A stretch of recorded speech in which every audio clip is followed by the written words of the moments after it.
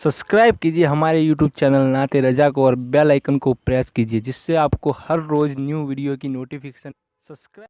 लेकिन आओ मैं तुम्हें बताऊं, मेरा अल्लाह कुरान मुकद्दस में इरशाद फरमाता है फवैलुल लिल मुसल्लीन, अल्लाह अकबर, उन नमाजियों के लिए जो अपनी नमाजों में सुस्ती करते हैं उनके लिए वैल है। अल्लाह अकबर। ए खातून जन्नत रदी अल्लाह ताला अन्हा की कनीज़ों, अल्लाह ने ये नहीं फरमाया कि बेनमाजियों के लिए वैल है, मेरा अल्लाह फरमाता है नमाजियों के लिए वैल है कि नमाजियों के लिए।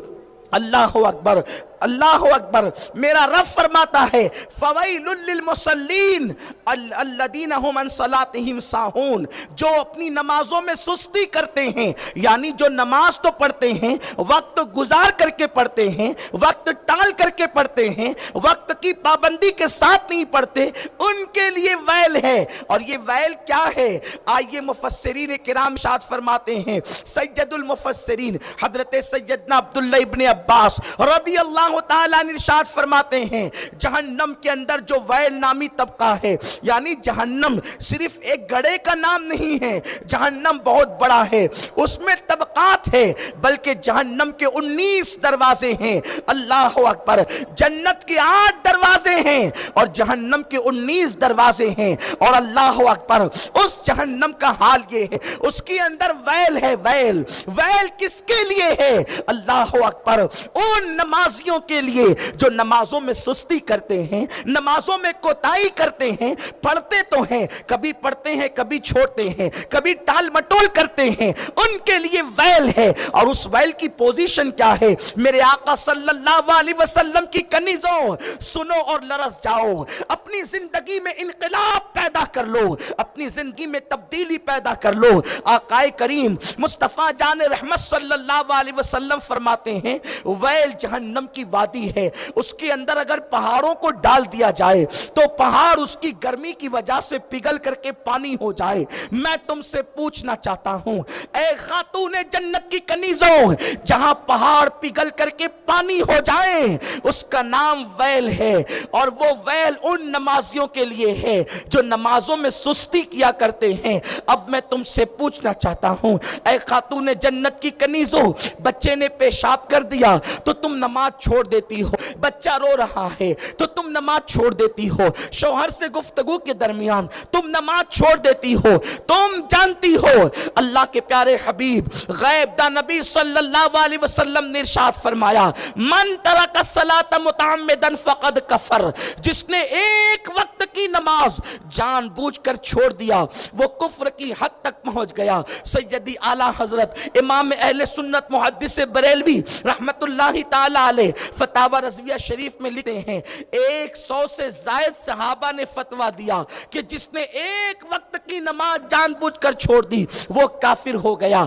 ए खातून जन्नत रदी अल्लाह ताला अन्हा की कनीज़ों, मुझे बताओ तो सही, आज औरतें और बिलखुसूस नौजवान हमारी कौम की बच्चियां नमाज से कोसों दूर है। जानती हैं आप अल्लाह के प्यारे हबीब गैब दा नबी सल्लल्लाहु अलैहि वसल्लम ने इरशाद फरमाया कि जो लोग एक वक्त की नमाज जानबूझकर छोड़ देते हैं आसमान से उन पर 1000 मर्तबा अल्लाह की लानत बरसती है।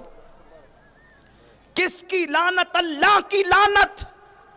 और एक मर्तबा जिस पर लानत पड़े वो हमेशा के लिए अल्लाह की रहमत से दूर हो जाता है।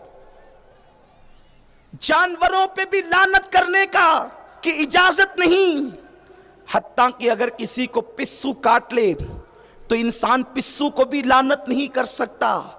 यहां तक फरमाया गया कि अल्लाह अकबर, अगर किसी इंसान ने बुराई के काम किए, इंसान ने इंतहाई घिनौने कारनामे किए तो उसका नाम लेकर तुम उस पे लानत नहीं कर सकते।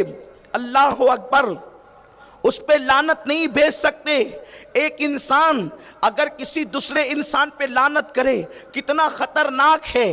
ایک مرتبہ اللہ کے حبیب صلی اللہ علیہ وسلم ایک اونٹنی پر تشریف فرما تھے، اور اس اونٹنی کے حوالے سے کسی نے یہ کہہ دیا، ایک شخص کی اونٹنی تھی، حضور علیہ السلام اس پہ جلوہ گر تھے، اور کسی نے اس اونٹنی کے لیے لعنت کے الفاظ کہہ دیے۔ اللہ کے حبیب صلی اللہ علیہ وسلم فوری طور پر اس اونٹنی سے اتر گئے اور فرمایا، جس پہ لعنت کر دی گئی محمد اب اس پر بیٹھ نہیں سکتا۔ انسان اگر کسی جانور پر لعنت کرے تو اللہ کے حبیب صلی اللہ علیہ وسلم اس سے اتنی احتیاط فرما رہے ہیں، لیکن اللہ 1000 مرتبہ ایک دن میں جس پہ لعنت کرے اس کا حال کیا ہوگا۔ اب عورتیں کہتی ہے ہماری بیٹیوں کو رشتے نہیں آتے۔ میں تم سے پوچھنا چاہتا ہوں، جب اللہ ہی تم پر 1000 مرتبہ لعنت کر رہا ہو نماز چھوڑنے کی وجہ سے، تو تمہارے گھر میں رشتے کیسے آئیں گے؟ تمہارے گھر میں رحمت کے فرشتے کیسے آئیں گے؟ سب سے زیادہ مسائل پوری دنیا کے اندر لوگ مسائل میں گرفتار ہے۔ کسی کا کاروبار ٹھپ پڑ گیا، کوئی بیماریوں کے اندر مبتلا ہو گیا، کوئی بچیوں کے معاملے میں پریشان ہو گیا، کوئی لاولد ہو گیا، قرض کے طرح طرح کے مسائل۔ گویا یوں لگتا ہے کہ انسان پر بلائیں اس طرح ٹوٹ پڑی ہے جیسے کالی گھٹاؤں کے چھانے کے بعد بارش انسان پر برستی ہے۔ ایسے بلاؤں میں ہم گرفتار ہیں۔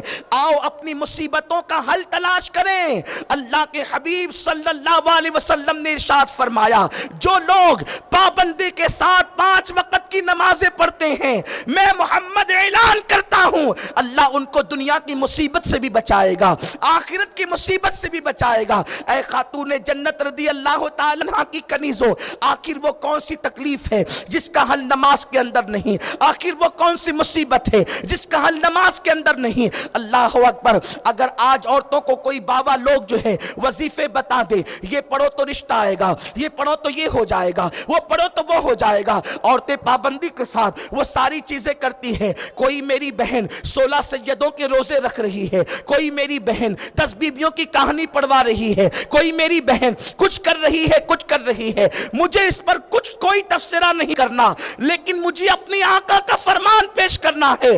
اللہ کے حبیب غیب دا نبی صلی اللہ علیہ وسلم نے فرمایا، جو نماز چھوڑ دیتا ہے اللہ تبارک و تعالی اس کے کسی عمل کو قبول نہیں فرماتا۔ یہاں تک میرے آقا ارشاد فرماتے ہیں، جو بے نمازی ہو اللہ اس کے روزے کو بھی قبول نہیں کرتا، جو بے نمازی ہو اللہ اس کے حج کو بھی قبول نہیں کرتا، جو بے نمازی ہو اللہ اس کے صدقے کو بھی قبول نہیں کرتا۔ اسی لیے تو آقا کریم فرماتے ہیں کہ اس قیامت کے دن سب سے پہلے نماز کے متعلق پوچھا جائے گا۔